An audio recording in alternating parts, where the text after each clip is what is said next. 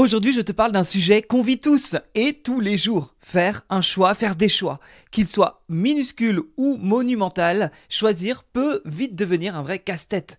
Tarte au citron ou tiramisu, jean clair ou foncé, sortir ou rester chez soi, partir au Brésil ou au Vietnam, prendre un chat ou pas, changer de job, quitter son couple, faire sa vie avec quelqu'un ou pas.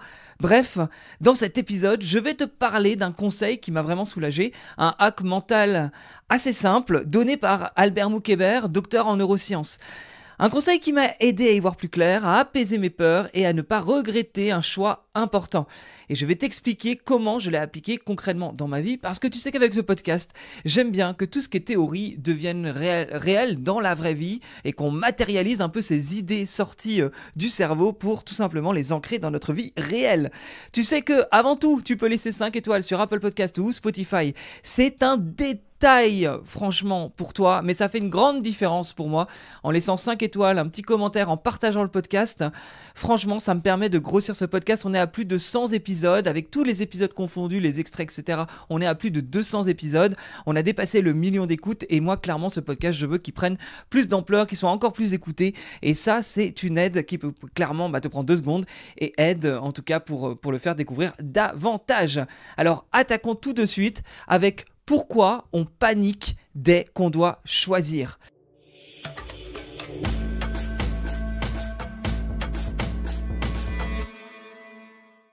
En fait, la vie est une suite de micro-décisions.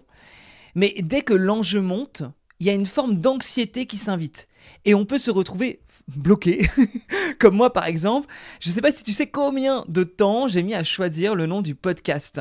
Donc, Osez by Nico, en fait, aurait dû s'appeler Osez by Nico. Mais il y avait une différence. J'ai mis 6 mois à hésiter avec Osez, O-S-E-Z, donc impératif, Osez by Nico, et Osez by Nico, O-S-E-R, indicatif.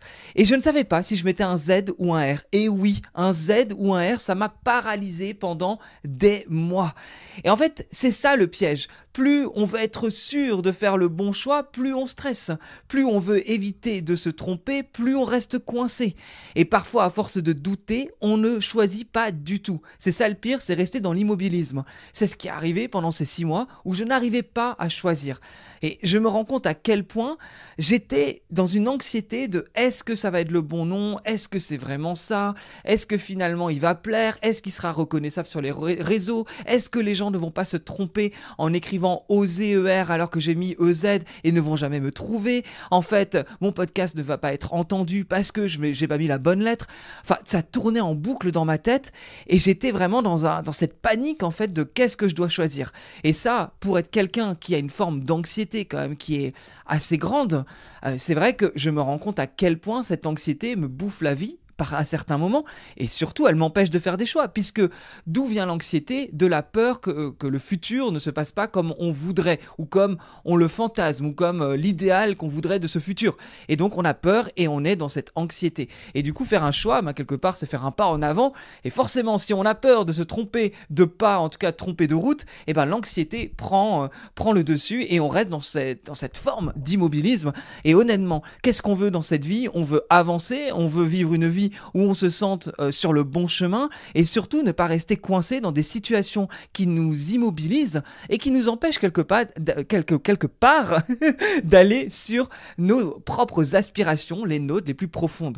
Bon, là je m'enflamme un petit peu, mais je trouve que c'est important à un moment donné de comprendre que cette panique, elle crée de l'anxiété et cette anxiété nous empêche réellement d'avancer. Il faut quand même savoir qu'il y a 2 types de choix selon Albert Moukébert.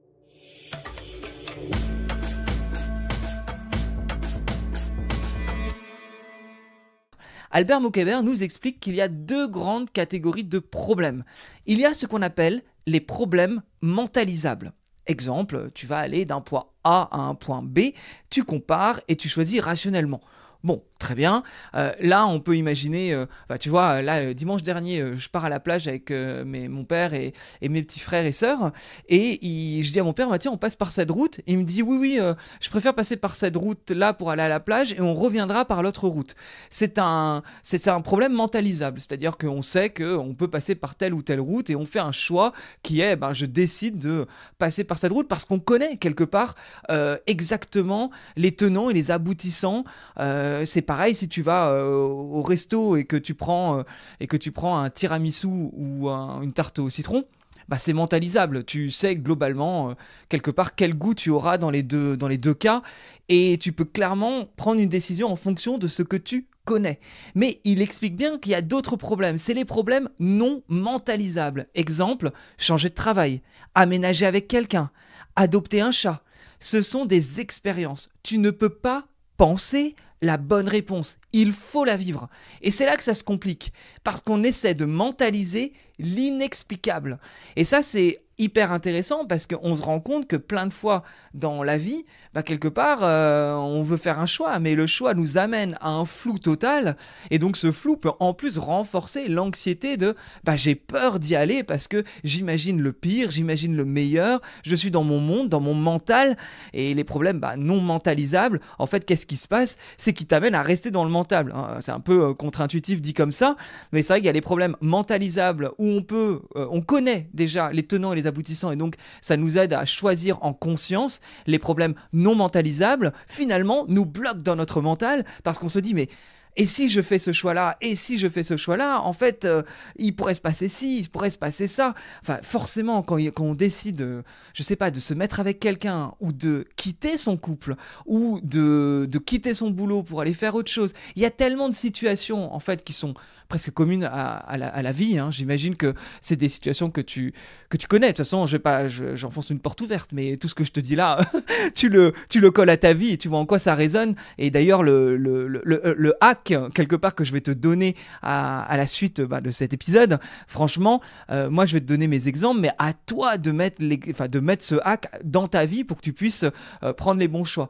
Mais donc, tu vois bien que là, en l'occurrence, quand tu as des problèmes non mentalisables qui créent une peur, une anxiété face à une situation où tu ne sais pas vraiment quels vont être les tenants et les aboutissants dans le futur, ça peut bloquer. Et qu'est-ce que ça crée? Ça crée ce qu'on appelle la paralysie du choix. Enfin, ce que j'ai décidé d'appeler là, pour le coup, la paralysie du choix. Est-ce que tu connais cette étude? C'est pareil, hein, c'est une étude qui existe, qui avait été citée par Albert Moukébert lors d'une interview. C'est l'étude des deux glaciers. Un avec énormément de parfums, l'autre avec juste quelques options. Résultat, celui qui a moins de choix vend plus. Parce que trop d'options égale tension égale paralysie. Et j'en suis la preuve vivante. Je peux passer 20 minutes à choisir ma place dans un avion, fenêtre ou couloir. Est-ce que je suis sur une rangée de 3, il n'y aura personne au milieu? Quand je vais voir un concert, premier rang ou une vue d'ensemble, ou est-ce que je vais en fosse? Enfin, je veux toujours optimiser au maximum, et au final, ça peut m'arriver de me perdre. C'est que plus il y a de choix aujourd'hui dans la vie, plus en plus ça peut faire grimper cette anxiété. Alors, je tiens à le rappeler, je suis un être humain unique. Alors unique, non pas que je sois unique sur un plan supérieur, attention à ce que je dis, mais unique dans le sens que j'ai mes propres traumatismes et blessures du passé, etc. Mes propres lunettes de la vie. Et c'est vrai que je l'avais déjà dit dans plusieurs épisodes, mais j'ai découvert l'année dernière, lors d'une séance de thérapie comportementale et cognitive, que j'avais des TOC, des troubles obsessionnels compulsifs, liés à une forte anxiété. Donc forcément, plus on est anxieux, plus la paralysie du choix est quand même vraiment là, et on peut se retrouver dans la vie au quotidien à vraiment se poser énormément de questions. Donc je ne sais pas à quel point aujourd'hui, toi, dans ta vie, tu te poses des questions sur tout et rien. J'aurais tendance à penser que plus tu doutes, plus tu es anxieux. C'est un peu, tu sais, quand j'y pense, les gens qui vont voir des voyants ou des voyantes, quelque part, c'est des gens qui sont anxieux. c'est des gens qui ont besoin de connaître le futur, c'est des gens qui ont besoin de s'assurer que tout va bien se passer, ou de s'assurer qu'il va se passer telle et telle chose.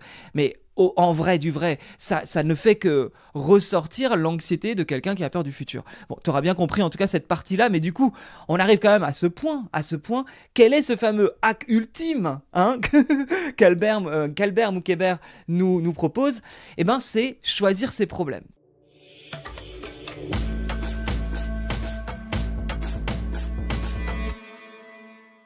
Alors, qu'est-ce qu'il veut dire par là?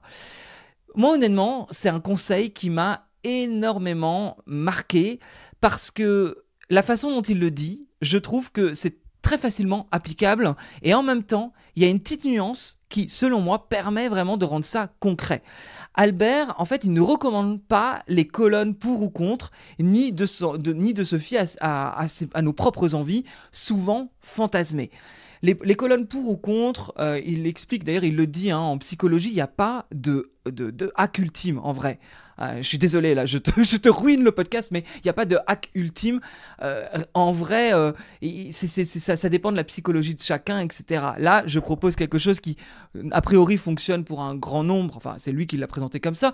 Néanmoins, on prend un peu de recul là-dessus. Il n'y a pas de science, il n'y a pas une psychologie qui explique quoi que ce soit. C'est en tout cas, là, ce que je propose, en reprenant les mots d'Albert Moukébert, c'est en tout cas quelque chose qui peut aider au quotidien quand à un moment donné, on se retrouve bloqué.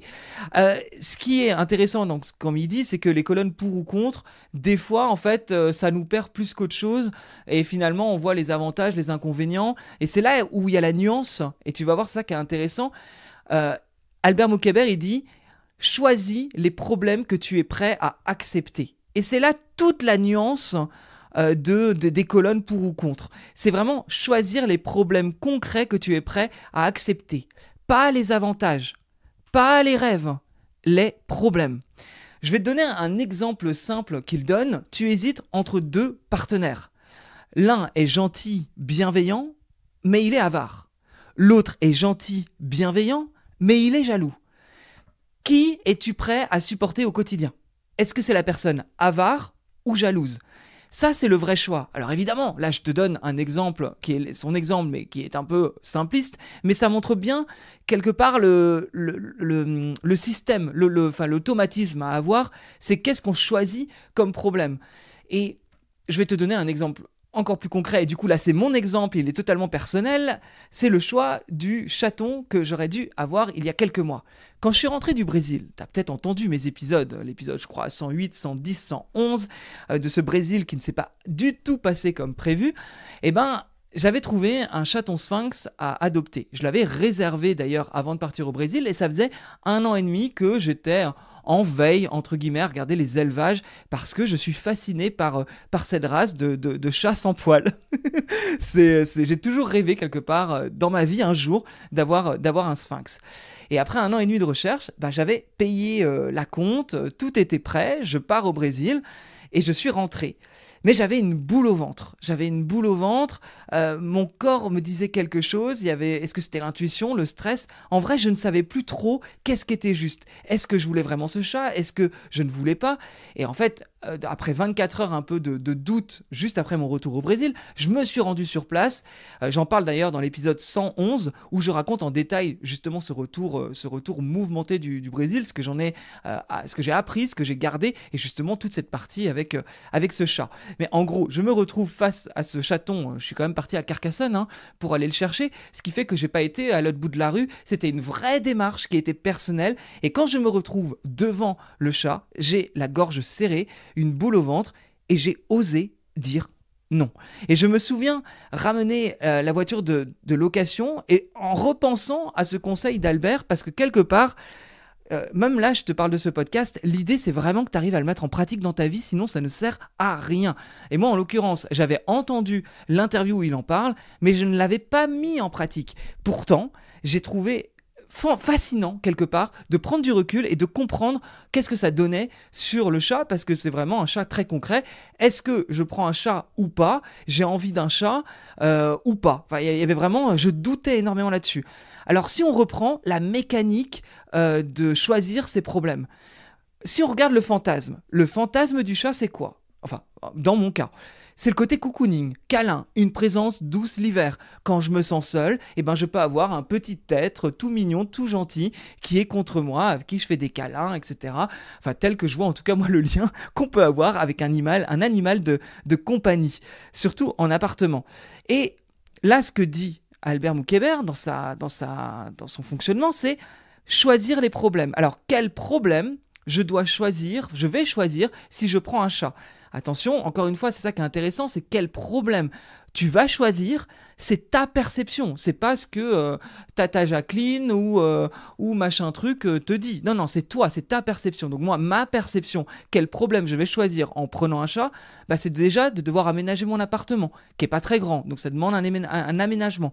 Ensuite, c'était les odeurs, la litière, la saleté. Oui, en plus, un chat, un sphinx, mange 30% de plus qu'un chat classique parce qu'il n'a pas de poils. Donc, il va plus souvent à la litière et on va dire que la litière, quand il va à sa litière, ça sent beaucoup plus qu'un chat classique.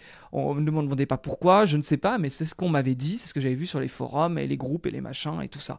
Donc c'était quand même à prendre en compte, surtout quand on est dans un appartement et pas dans une grande maison avec des grands espaces. J'avais aussi pensé aux moustiquaires.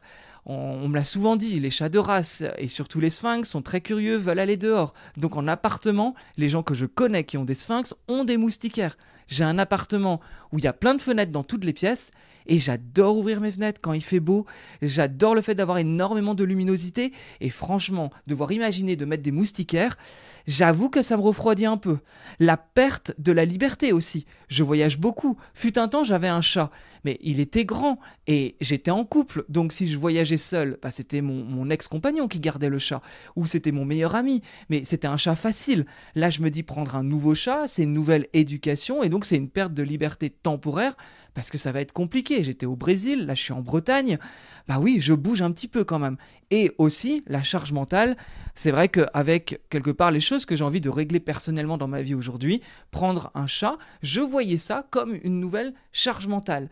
Donc là, j'avais bien fait, c'est un exercice à faire, c'est-à-dire tu regardes ton problème, tu regardes le fantasme de ton problème, qu'est-ce que ça te libère presque comme dopamine d'imaginer ce choix-là, et tu regardes ensuite le problème réel, quel problème tu prends dans ta vie.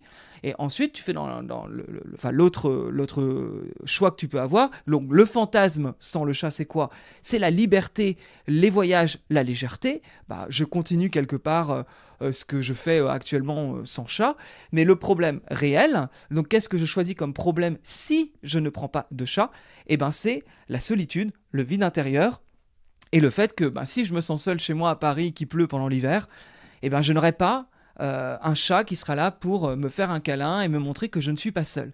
Et en fait, qu'est-ce que ça a fait et qui m'a vraiment soulagé, j'ai vraiment senti un soulagement, c'est que j'ai réalisé que je préférais affronter la solitude que gérer les contraintes concrètes du chaton.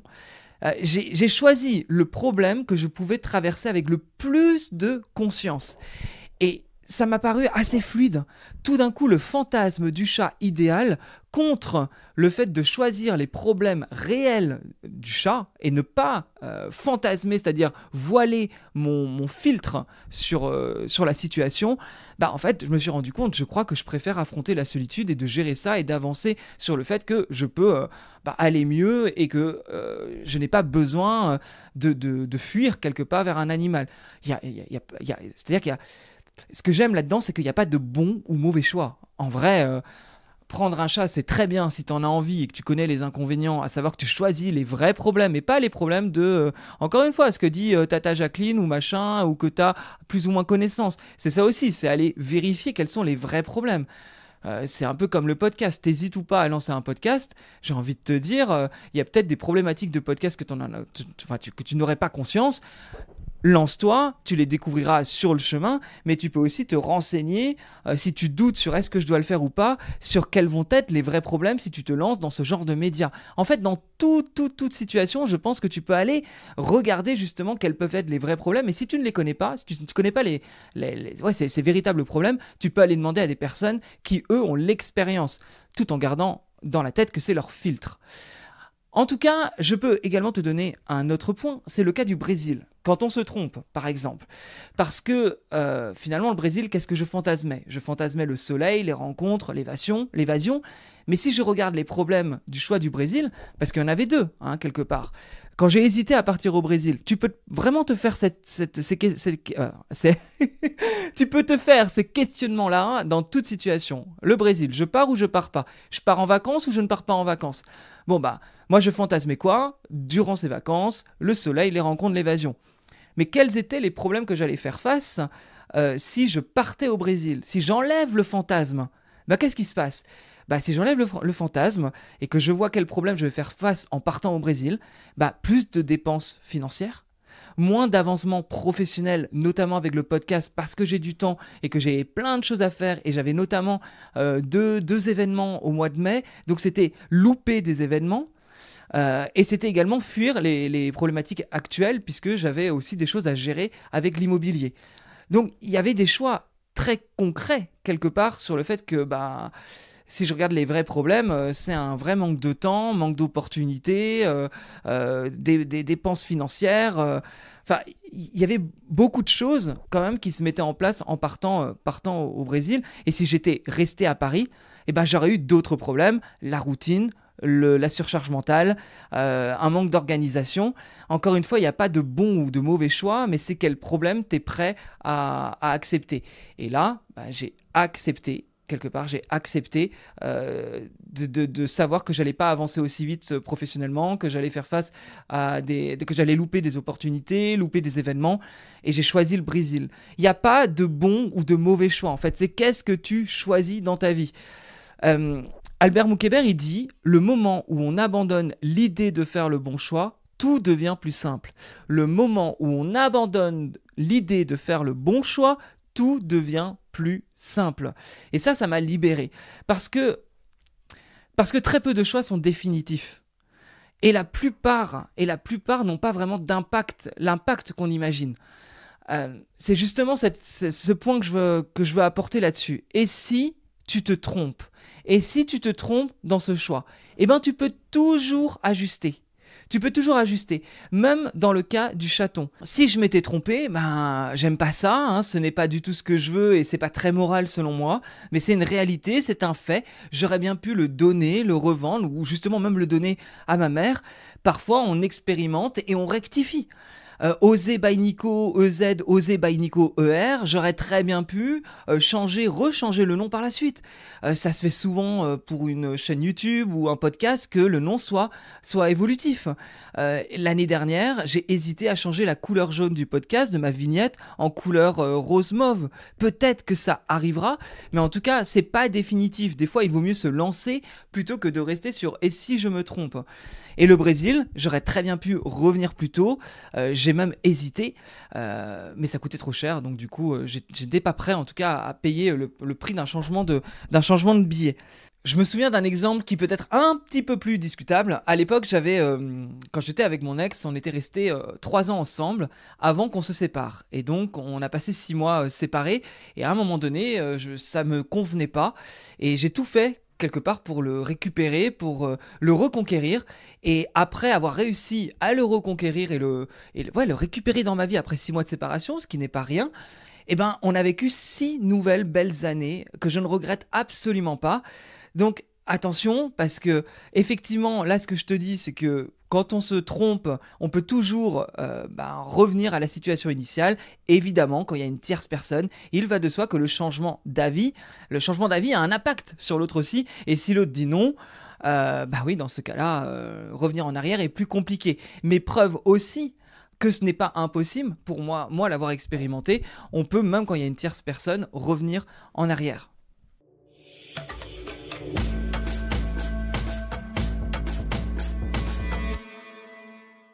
Et l'intuition dans tout ça, l'intuition c'est précieux, mais parfois c'est un petit peu flou, on va pas se mentir. Parfois on l'entend et on ne veut pas l'écouter. Comme moi avec le chat, finalement mon corps savait, ma gorge était serrée, mais il m'a fallu quelque part aller vivre vraiment la rencontre pour entendre cette intuition que mon corps exprimait déjà depuis le début. Et le Brésil, c'était flou. Je sentais que je rejoignais un schéma, que je voyageais pour fuir, mais j'ai dû le vivre pour m'en rendre compte. L'intuition demande du silence intérieur. et parfois de faire, d'expérimenter, de voir qu'on se trompe, on peut effectivement se poser toujours la question quel problème je suis prêt à vivre, mais comme il n'y a pas vraiment de bons ou de mauvais choix et que c'est vraiment les problèmes que l'on va choisir, il se peut que notre perception du moment soit pas forcément bonne. Et je te renvoie à l'épisode, en tout cas 79, où j'étais seul sur une péniche pendant une semaine, où j'ai vraiment expérimenté ce que c'est le silence et en quoi le silence peut te faire vivre des expériences que je pourrais même dire un peu, beaucoup spirituel, et où quelque part ce silence permet d'être vraiment mieux à son écoute. De toute façon, il y a pas de secret pour faire. Je vais pas te faire un épisode sur l'intuition. Je suis pas là pour ça, mais enfin je suis pas là pour ça, pas dans cet épisode en tout cas. Mais il y a cette idée que l'intuition, pour pouvoir quelque part mieux écouter son intuition, il y a 4 points qui me semblent essentiels. C'est de 1, fais un silence intérieur. Tu t'éloignes du bruit, tu ralentis, tu laisses le mental au repos. Ça permet aux signaux inconscients d'émerger.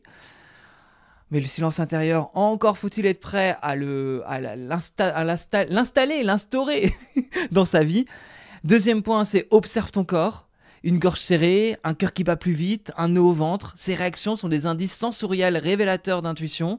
Donc idem, ces derniers temps que je l'expérimente énormément sur des points, enfin sur des points personnels évidemment, puisque c'est ma vie.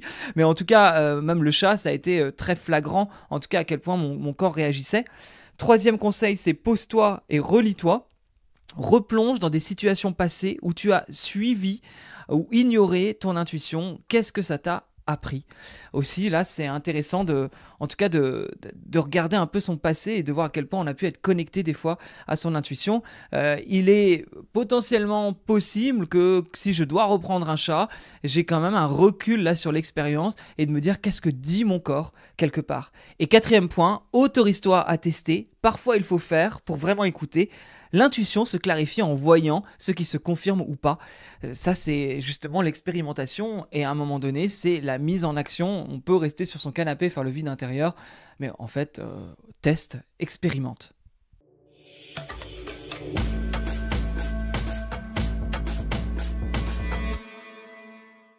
En conclusion, tu ne peux pas tout contrôler, mais tu peux choisir ton chemin. Ce que je retiens vraiment de tout ça, et ce que je peux te transmettre aujourd'hui, il n'y a pas de bon ou de mauvais choix. Il n'y a que des chemins. Et ta seule mission, c'est de choisir celui dont tu es prêt à traverser les aspérités.